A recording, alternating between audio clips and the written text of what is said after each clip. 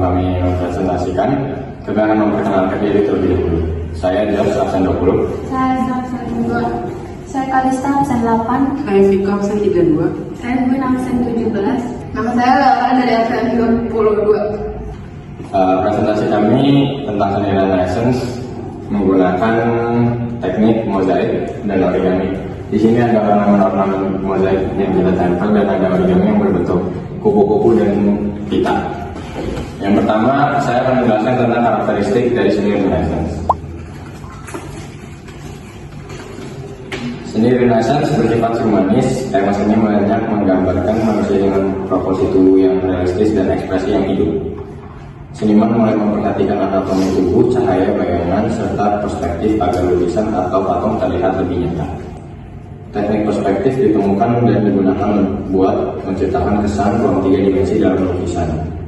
Karya seni Renaissance terlihat rapi, proporsional, dan punya keseimbangan visual yang bagus, media baru dan eksperimen.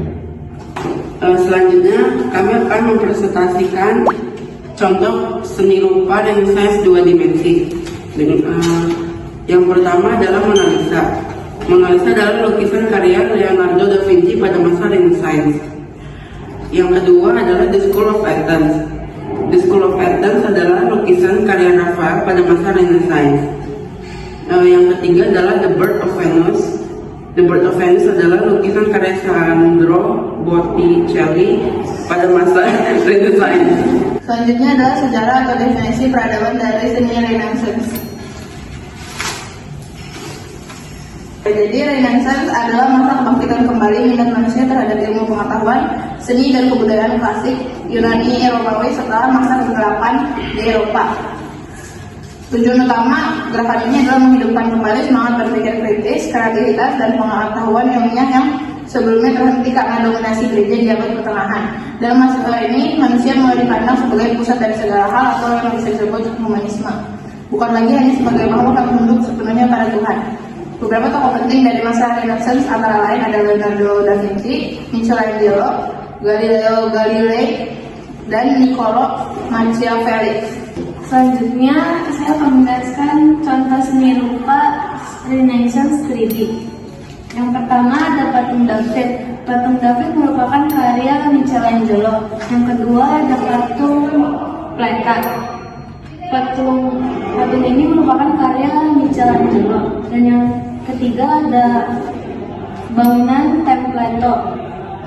Ini merupakan karya arsitek Donato Bramante. Sekarang kita ke kekurangan dan kelebihannya. Kelebihannya yang pertama realistis dan ilmiah. Yang kedua mengangkat nilai kemanusiaan.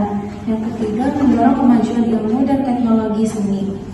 Dan yang keempat menjadi dasar seni modern barat. Kekurangannya yang pertama kurang menonjolkan spiritualitas. Kedua elitis. Dan yang ketiga terlalu meniru gaya klasik. Selanjutnya ada Gallery of Renaissance. Di sini ada patung Gautama. Habis itu ada Santa Maria del Fiore. Selanjutnya ada Versus with the Head of Medusa. Habis itu ada Grave of the Sardine Woman. Lalu ada Assumption of the Virgin. Selanjutnya ada The Venus of Urbino. Habis itu ada Adoration of the Magician. Terakhir ada The Creation of Adam. Sekian dari kami, terima kasih.